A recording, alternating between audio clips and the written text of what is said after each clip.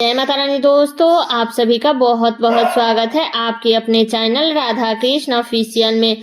उम्मीद करती हूँ आप लोग बहुत अच्छे होंगे। तो ये बताने के लिए कमेंट बॉक्स में जय माता दी जरूर लिखिएगा। तो चलिए दोस्तों, आज हम सुनेंगे कार्तिक मास के महात्म्य का 6ठा अध्याय और साथ ही सुनेंगे तुलसी माता और कन्या की कहानी। तो आप सभी से निवेदन है कि कार्तिक मास के महात्म्य को सुनने के बाद आप लोग तुलसी माता और कन्या की कहानी जरूर सुन लीजिएगा। नारद जी बोले, जब 2 घड़ी रात बाकी रहे तब तुलसी जी की मूर्ति का वस्त्र और कलश लेकर जलाशय पर जाए। कार्तिक माह में जहाँ कहीं भी प्रत्येक जलाशय के जल में स्नान करना चाहिए। गर्म जल की अपेक्षा ठंडे जल में स्नान करने से 10 गुना पुण्य होता है।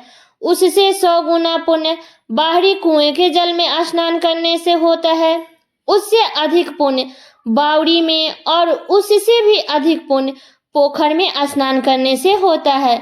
उससे 10 गुना झरनों में और उससे भी अधिक पुण्य कार्तिक में नदी स्नान करने से होता है। उससे भी 10 गुना पुण्य वहां होता है जहां 2 नदियां का संगम हो, और यदि कहीं 3 नदियों का संगम हो तब तो वहां पुण्य की कोई सीमा ही नहीं है। स्नान करने से पहले भगवान का ध्यान करके स्नानार्थ संकल्प करना चाहिए। फिर तीर्थ में उपस्थित देवताओं को क्रमशः अर्घ, आचमनीय आदि देना चाहिए। अर्घ मंत्र इस प्रकार है कि हे कमलनाथ, आपको नमस्कार है। हे जलाशय भगवान, आपको प्रणाम है। हे ऋषिकेश, आपको नमस्कार है।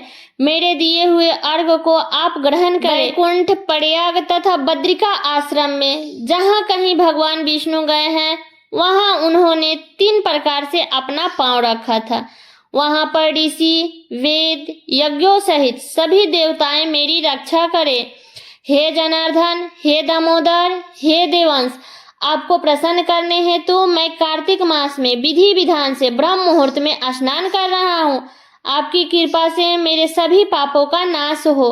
हे प्रभु, कार्तिक मास में व्रत तथा विधि पूर्वक स्नान करने वाले और मैं अर्घ देता हूँ, आप राधिका सहित ग्रहण करें। हे कृष्ण, हे बलशाली, राक्षसों का संहार करने वाले भगवान, हे पापों का नाश करने वाले, कार्तिक मास में प्रतिदिन दिए हुए मेरे इस अर्घ द्वारा कार्तिक स्नान का व्रत करने वाला फल मुझे प्राप्त हो।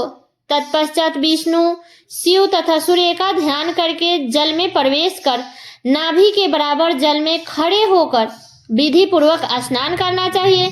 गृहस्थी को तिल और आंवले का चूर्ण लगाकर तथा विधवा स्त्री को यति और तुलसी के जड़ की मिट्टी लगाकर स्नान करना चाहिए।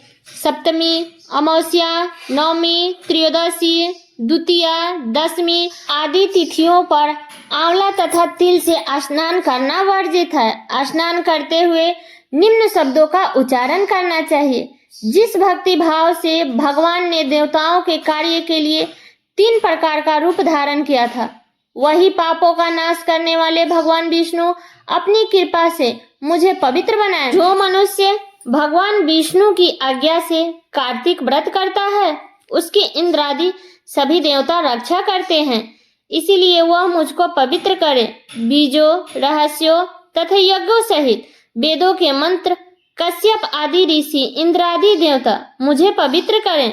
आदिति आदि सभी नारियां, यज्ञ, सिद्ध, सर्प और समस्त औषधियां एवं तीनों लोकों के पहाड़ मुझे पवित्र करें।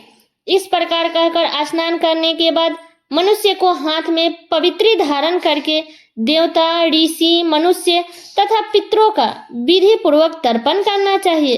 तर्पण करते समय तर्पण में जितने तिल रहते हैं उतने वर्ष पर्यंत व्रती के पितृगण स्वर्ग में वास करते हैं। उसके बाद व्रती को जल से निकलकर शुद्ध वस्त्र धारण करना चाहिए। सभी तीर्थों के सारे कार्य से निवृत्त होकर के पुनः भगवान विष्णु का पूजन करना चाहिए। सभी तीर्थों के सारे देवताओं का स्मरण करके भक्ति पूर्वक सावधान होकर चंदन, फूल और फल के साथ भगवान विष्णु को फिर से अर्घ देना चाहिए। अर्घ के मंत्र का अर्थ कुछ इस प्रकार से है। मैंने पवित्र कार्तिक मास में स्नान किया है। हे विष्णु, राधा के साथ आप मेरे दिए हुए अर्घ को ग्रहण करें। तत्पश्चात चंदन, फूल और तंबूल आदि से वेद पाठी ब्राह्मणों का श्रद्धापूर्वक पूजन करें और बारंबार नमस्कार करें। ब्राह्मणों के दाएं पांव में तीर्थों का वास होता है, मुंह में वेद और समस्त अंगों में देवताओं का वास होता है।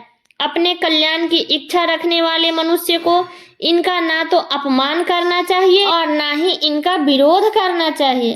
फिर एकाग्रचित होकर भगवान विष्णु की प्रिय तुलसी जी की पूजन करनी चाहिए। उनकी परिक्रमा करके उनको प्रणाम करना चाहिए। हे देवी, हे तुलसी, देवताओं ने ही प्राचीन काल से तुम्हारा निर्माण किया है और ऋषियों ने तुम्हारी पूजा की है। हे विष्णु प्रिय तुलसी, आपको नमस्कार है। आप मेरे समस्त पापों को नष्ट करो। इस प्रकार से जो मनुष्य भक्ति पूर्वक कार्तिक व्रत का अनुष्ठान करते हैं वो संसार के सुखों को भोग करके अंत में मोक्ष की प्राप्ति करते हैं। अब इसके आगे की कथा आप अगले अध्याय में सुनेंगे। अब चलिए सुनते हैं तुलसी जी और कन्या की कहानी। एक कन्या थी। जब वह थोड़ी बड़ी हुई और उसको समझ आने लगी तब से ही वह तुलसी माता की पूजा करने लगी। उसके प्रतिदिन का नियम था कि तुलसी माता के पूजा करने के बाद ही वो खाना खाती थी। जब वह कन्या शादी के लायक हुई तब उसके माता पिता ने उसकी शादी करवा दी। कन्या को माता पिता ने दहेज में भी एक तुलसी का गमला दिया। ससुराल में वह प्रतिदिन सवेरे उठती, स्नान करके तुलसी माता की पूजा करती, फिर उसके बाद ही वो खाना खाने बैठती थी। उसके 2 जेठानियां थी, वे दोनों उसका मजाक उड़ाती थी और कहती थी कि बड़ी नियम धर्म वाली बनती है। उन दोनों को उससे बहुत ईर्ष्या होती थी, इसलिए वो दोनों तुलसी जी का गमला भी छुपा देती थी। तब वह कन्या बड़ी मुश्किल से वह गमला ढूंढ के लाती थी और अच्छे से पूजा करती, फिर खाना खाती थी। लेकिन एक दिन तो उसकी जेठानियों ने क्या करा कि गमला ही दूर फेंक दिया।